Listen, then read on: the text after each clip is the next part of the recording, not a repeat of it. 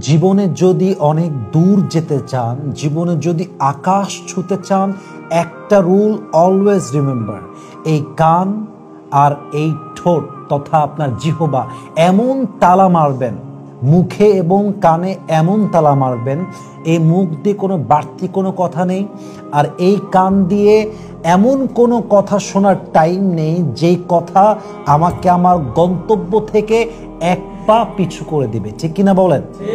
এটা মাথায় রাখতে হবে। জীবনে সফল হতে গেলে অনেকে অনেক কথা বলবে, অনেকে আপনাকে পেছন থেকে টান দিবেই, বাট কানটাকে এমন ভাবে তালা মারবেন যে কারো কোনো কথা আপনার কর্ণকুহরে পৌঁছাতে পারবে না।